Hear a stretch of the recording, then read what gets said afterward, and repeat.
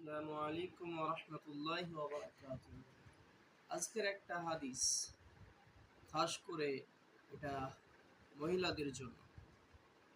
যে হাদিসটা হচ্ছে নবী সাল্লাল্লাহু আলাইহি সাল্লাম বলেছেন, লা ইয়াদখুলুল জান্নাহ নাম্মামুন। অর্থাৎ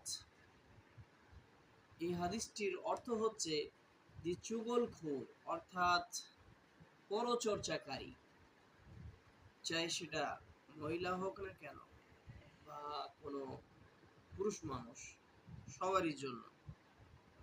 তাই বেশিরভাগ মহিলাদের জন্য কেন বললাম যে মহিলারা বেশিরভাগ এই কাজ করে থাকে, তারই জন্য যে চুগলখোর পরচর্চাকারী কি হবে না, জান্নাতে প্রবেশ করবে না।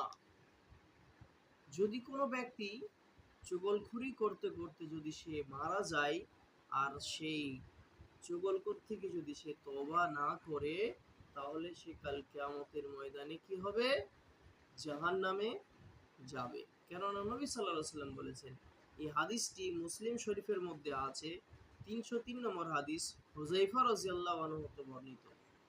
তাহলে আমরা বুঝতে পারবো যে এই চুগলখুরি করা কত বড় একটা গুনাহ, যে আমাকে জান্নাতে যেতে দিচ্ছে না এই চুগলখড়ি। আর আমরা এইসব কথাগুলো বলে কি পাই, বহুত মজা পাই। কেননা অন্যর বদনাম করি, অন্যর পরচর্চা, অন্যর খারাপি, এইগুলো আমার কি আবাসের মধ্যে বলা কওয়া করি। আর এটা আমি যাকে শোনাই তারও খুব ভালো লাগে। কেননা এক অপর মানুষকে আজ আমরা দেখতে পারি না, বা এক অপর মানুষ যদি কোনো দিক দিয়ে কামিয়াবি হয় বা কোনো ভালো কাজ করে, তখন তার পিঠ পেছনে আমরা বলি, ও কি এমনি এমনি ভালো কাজ করছে, নিশ্চয় এর পেছনে কোনো কারণ আছে।